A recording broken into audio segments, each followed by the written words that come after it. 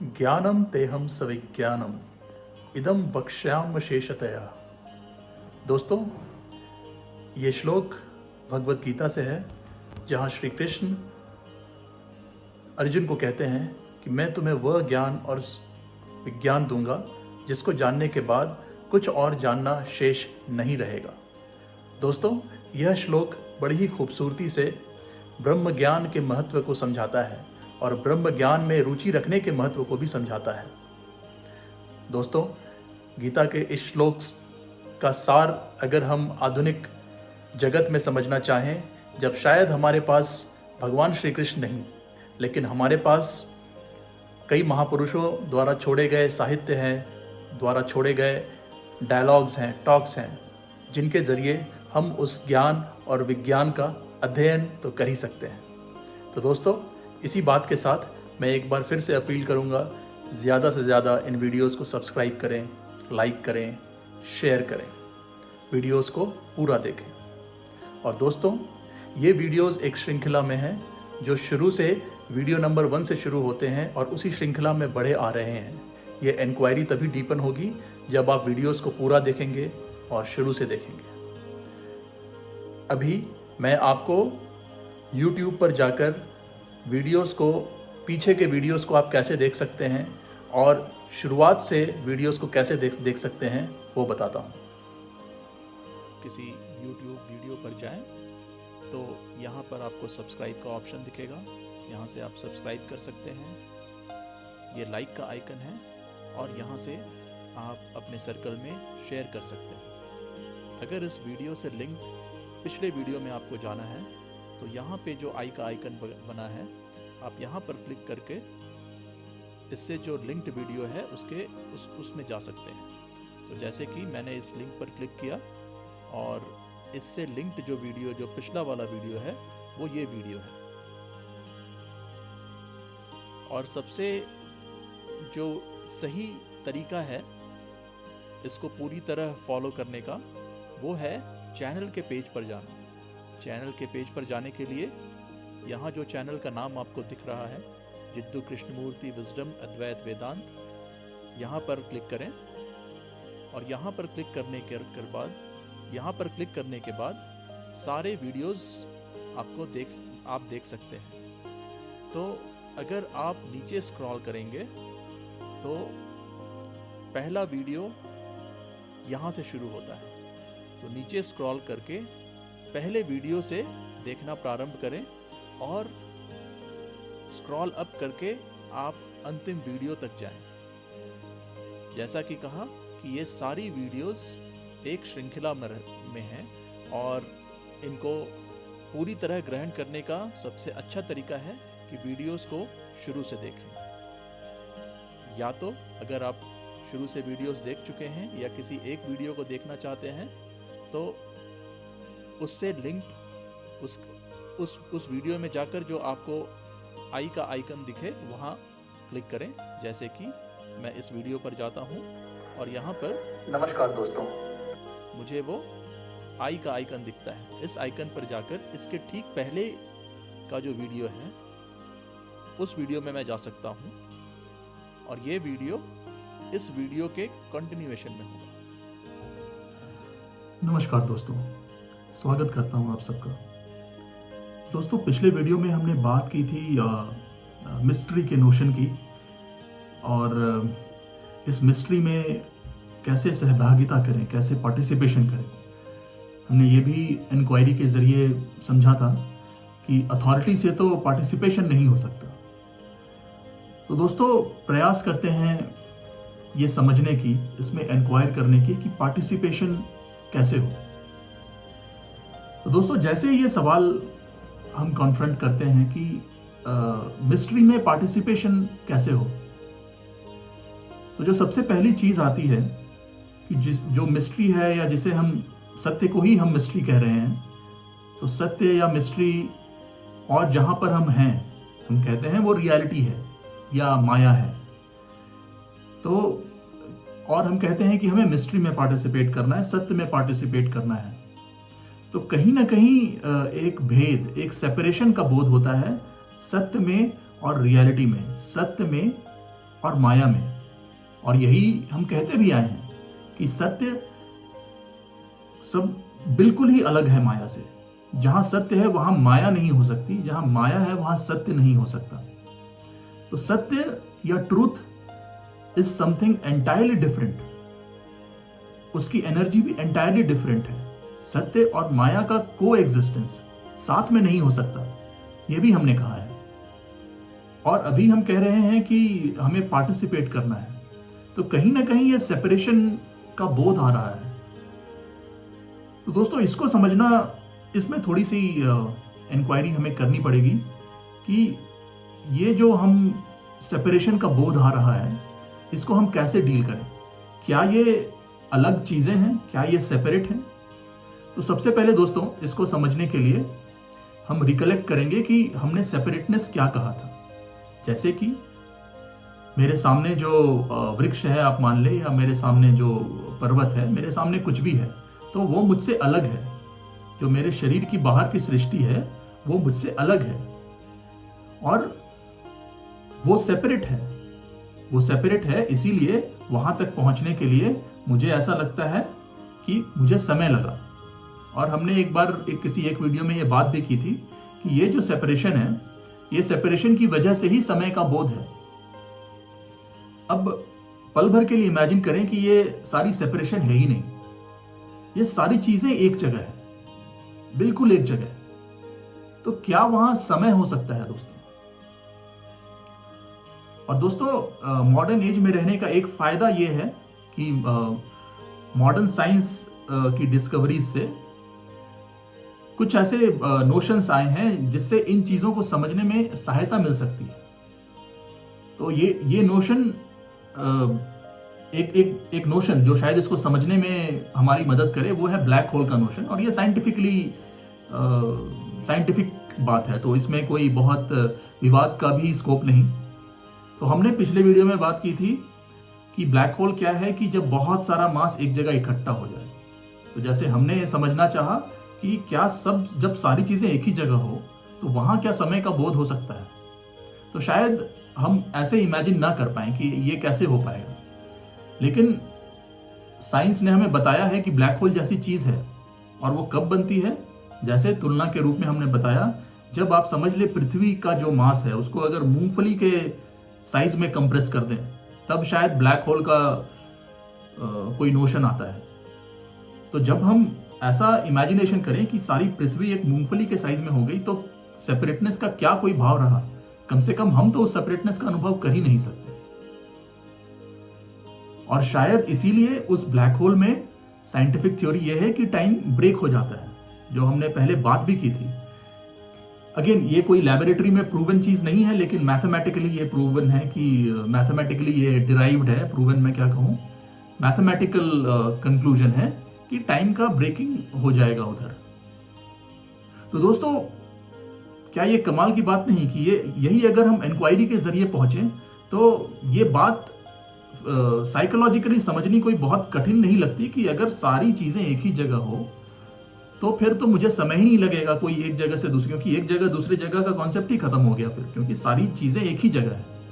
और outer universe में हमें पता है कि ऐसे ब्लैक होल जैसी चीजें हैं, भले साइंस उनको अभी पूरी तरह नहीं समझता।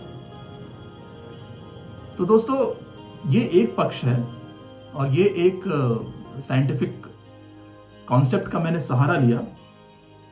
इसको समझने का और भी नजरिया है। तो हम यहां पे क्या कह रहे हैं दोस्तों कि जो सेपरेटनेस है वो सेपरेटनेस समय का बोध उत्पन्न कराती है। क्यों? क्योंकि जब हम सेपरेटनेस कहते हैं तो हमें समय लगता है एक जगह से दूसरी जगह जाने में। तो क्या सत्य और माया के संदर्भ में हम उस सेपरेटनेस की बात कर रहे हैं? हमने इतनी लंबी इंक्वायरी में ये देखा दोस्तों कि टाइम, डिजायर, फ्रैगमेंटेशन, ये सब माया में है, लेकिन सत्य में ये नहीं हो सकता।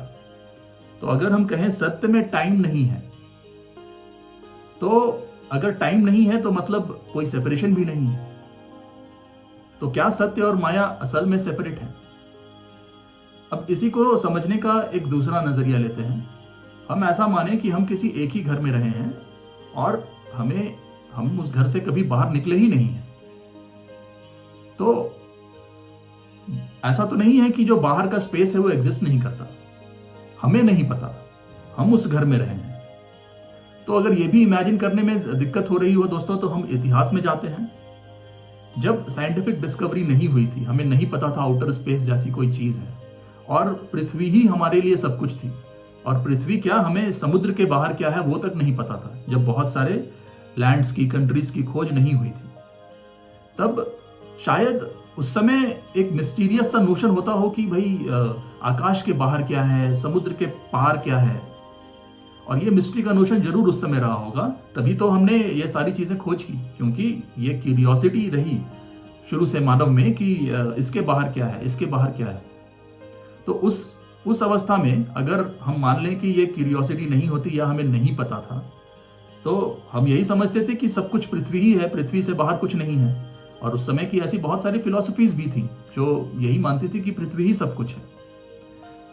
लेकिन पृथ्वी के बाहर एक आउटर स्पेस है, ये हमें बाद में पता चला। तो भले ही हमारे नोशन में पृथ्वी ही सब कुछ थी, लेकिन वास्तविकता क्या थी कि पृथ्वी आउटर स्पेस में थी। और अब साइंटिफिक डिस्कवरीज से हम जानते हैं कि आउटर स्पेस भी गैलेक्सीज में है, गैलेक्सीज और 100 बिलियन गैलेक्सीज हैं, और सब कुछ यूनिवर्स में है। तो आज हम ये जानते हैं, लेकिन उस समय शायद हम यही जानते थे कि बस पृथ्वी ही है और कुछ है ही नहीं। तो ये जब इंक्वायरी करते हैं, तो क्या हम उसको ऐसे रख सकते हैं कि माया सत्य में है, सेपरेटनेस नहीं है, लेकिन माया सत्य में है। जैसे पृथ्वी आउटर स्पेस में थी, आउटर स्पेस गैलेक्सी में है, भले ही वो हमें पता ना हो। तो क्या हम इसको इस ढंग से रख सकते हैं कि माया सत्य में है, भले हमें उसका बोध ना हो। तो दोस्तों, आप अगर विचार करेंगे तो यहां भी हम थॉट का ही सहारा ले रहे हैं, विचारों का सहारा ले रहे हैं और वर्ड्स का सहारा ले रहे हैं। तो आप देखें कि वर्ड्स में कैसे ये जटिलता में हम फंस जाते हैं। हम कहते हैं कि माया सत्य में है, तो फिर कहीं ना कहीं सेपरेटनेस खत्म हो गई, और फिर शायद ये सब लगने लगे कि माया ही सत्य है या सत्य ही माया है। लेकिन हम कह चुके हैं कि दोनों एंटायरली डिफरेंट है। तो दोस्तों, यहीं पे नोशन आता है थॉट के लिमिटेशन का। थॉट लिमिटेड है दोस्तों, थॉट के जरिए हम ये चीज तक पहुंच ही नहीं सकते। अभी हम तरह तरह से थॉट का यूज कर रहे हैं, थॉट का यूज करके फिर जब हमने उसको वर्ड्स में ट्रांसलेट किया तो फिर एक अलग ही नोशन आ गया। जैसे ही हमने कहा कि माया सत्य में है, तो हमें ऐसा महसूस हुआ कि माया और सत्य एक ही चीजें हैं, जबकि हम कह चुके हैं कि ये अलग चीजें हैं। तो दोस्तों, इस इंक्वायरी से एक चीज ये भी निकल कर आती है कि थॉट लिमिटेड है। तो क्या थॉट ये नहीं समझ सकती कि वो लिमिटेड है और वो अपनी जगह पर ही रहे, अपनी जगह से बाहर ना जाए? और दूसरी तरफ कहीं ना कहीं ये क्यूरियोसिटी का भाव है मानव सभ्यता में कि उसे बाहर ही जाना है, उसे वो कन्फाइन पसंद नहीं, उसे लिमिट पसंद नहीं। तो जैसे ही लिमिट का नोशन आया, वैसे ही लिमिट के बाहर क्या है उसका नोशन प्रकट हो जाता है। जैसे कि जब शुरुआत में साइंटिफिक डिस्कवरीज नहीं हुई थी और समुद्र ही दिखते थे, तो ये स्वाभाविक सी उत्कंठा थी कि समुद्र के बाहर क्या है, आकाश के परे क्या है। और फिर धीरे धीरे साइंस के जरिए हमने उन चीजों को समझा। हमें यहां यह समझने की जरूरत है कि ऐसा क्या है थॉट में। और दोस्तों, जब हम थॉट कहें तो शायद अभी तक की इंक्वायरी में हम ये मान चुके हों कि हम थॉट ही हैं, हम थॉट प्रोसेस हैं। तो अगर मैं ये कहूं मैं या थॉट, तो दोनों एक ही चीज हुए। तो क्या है थॉट में जो निरंतर क्यूरियोसिटी में या किसी वजह से वो बस होल को कवर करना चाहता है, वो अपनी जगह नहीं देखता। तो हमने बात भी की थी दोस्तों, शायद ये वो डिजायर है, वो डिजायर है कॉन्टिन्यूटी की। शायद इसीलिए ये मिस्ट्री का एक भाव हम में रहता है और हम सेटल नहीं हो पाते मानव के रूप में। हम अपनी वर्तमान अवस्था से सेटल नहीं हो पाते, हमें हमेशा उससे आगे जाना होता है। तो शायद ये उस डिजायर की एनर्जी है जो हमेशा हमें अपने फ्रंटियर्स को पुश करने के लिए ड्राइव करती है। हमें जो भी बाउंड्री दिखता है हम उसके आगे देखना चाहते हैं। अभी हमें पूरा ब्रह्मांड दिख गया, साइंटिफिक डिस्कवरी, ब्रह्मांड माफ करें दिख नहीं गया, लेकिन एक ब्रह्मांड का पूरा नोशन आ गया। लेकिन विज्ञान यहां भी रुका नहीं है, उसे उस ब्रह्मांड के ओरिजिन के पहले जाना है। और सारी साइंटिफिक कम्युनिटी इस बात पर लगी हुई है। जो बड़े बड़े कोलाइडर्स हैं, उसमें सृष्टि के आरंभ में क्या था, उन्होंने ये कैलकुलेट कर लिया कि 13.4 बिलियन ईयर्स का यूनिवर्स है। लेकिन अब उस यूनिवर्स के पहले क्या था? क्या एक ही यूनिवर्स है या मल्टी यूनिवर्सेस है? तो दोस्तों आप देखेंगे कि जैसे जैसे एक सीमा को क्रॉस करते हैं मानव के रूप में, हमें उसके बाहर की सीमा दिखती है और फिर हमें उसे भी क्रॉस करना होता है। तो कहीं ना कहीं ये एनर्जी तो उस डिजायर की ही एनर्जी है, लिमिट्स को क्रॉस करने की। और कहीं ना कहीं अगर हम माने या ना माने तो ये डिजायर की एनर्जी ही, हमने कहा, भय का भाव भी उत्पन्न करती है। तो उदाहरण के लिए अभी अगर मैं ये कहूं कि जो हम आउटर स्पेस की खोज कर रहे हैं, जो अन्य ग्रहों की खोज कर रहे हैं, गैलेक्सीज की खोज कर रहे हैं, इन सब का पॉइंट क्या है, क्यों कर रहे हैं? तो साइंटिस्ट के नजरिए में जरूर ये एक मिस्ट्री का नोशन है, वो जानना चाहते हैं। लेकिन आम आदमी के दृष्टिकोण से वो क्या है? शायद अगर हम सरकारों से पूछेंगे कि आप इसको फंड क्यों कर रहे हैं, तो क्या दोस्तों आपको नहीं लगता कि एक जवाब ये आएगा कि कल को अगर एक एस्टेरॉइड पृथ्वी से टकरा गया, पृथ्वी हिल गई, तो हम कहां जाएंगे? और बहुत सारी मूवीज में भी इसका नोशन है कि एक समय आएगा जब पृथ्वी सूर्य में समा जाएगी, तो हमें दूसरे ग्रहों को खोज करना पड़ेगा, दूसरे ग्रहों को कॉलोनाइज करना होगा। ये भी एक नोशन है। जैसे पहले लैंड मासेस अलग थे, तो हर देश को दूसरे देश को कॉलोनाइज करना था, तो यूरोप ने सारी दुनिया को कॉलोनाइज कर लिया, सारी दुनिया को कॉलोनी बना ली। अब पृथ्वी से हम संतुष्ट नहीं, तो हमें दूसरे ग्रहों को कॉलोनाइज करना है। तो दोस्तों डिजायर तो एक बात है, वो मिस्ट्री का नोशन एक बात है, लेकिन वो फियर भी है कि हमें अपनी कॉन्टिन्यूटी बनाए रखनी है, डिजायर को अपनी कॉन्टिन्यूटी बनाए रखनी है। और इसीलिए समय भी हमें कॉन्टिन्यूअस प्रतीत होता है, कॉन्टिन्यूम में प्रतीत होता है, पास्ट टू फ्यूचर। तो दोस्तों आप देखें तो कैसे ये सारी चीजें बिल्कुल एक ही हैं, थॉट, डिजायर, टाइम एक ही है।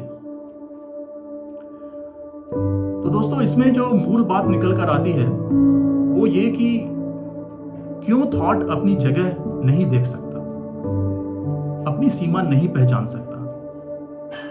तो दोस्तों हमें इस बात पे इंक्वायरी और आगे बढ़ानी होगी, लेकिन उसके पहले यह समझना होगा कि थॉट इंट्रिंसिकली बाय नेचर हर सीमा को क्रॉस करना चाहता है। तो हाँ, शायद अगर आप बहुत वैज्ञानिक दृष्टिकोण के हैं, साइंटिस्ट हैं, तो थॉट ही आपके लिए सब कुछ है, और थॉट क्यों ना करे वो सीमा क्रॉस। और हम ये तर्क दे सकते हैं कि थॉट की कोई सीमा नहीं। लेकिन दोस्तों हमने तरह तरह से इंक्वायरी करके देख लिया, और हम कहीं ना कहीं थॉट के जरिए तो उस सत्य को नहीं समझ पा रहे, या ऐसा नहीं लगता कि थॉट वो टूल है जिससे सत्य का बोध हो सकता है। तो हमें थॉट पे थोड़ा और इंक्वायर करना होगा कि थॉट क्यों ये होल को कवर करना चाहता है। वो तो हमने देख लिया, उस डिजायर की एनर्जी की वजह से थॉट क्यों इस होल को कवर करना चाहता है। लेकिन अभी हमें ये देखना होगा कि क्या चुनौतियां हैं जिसकी वजह से थॉट अपना स्पेस, अपने लिमिट में नहीं रहता। तो दोस्तों इस चर्चा को आगे बढ़ाएंगे अगले वीडियो में। धन्यवाद।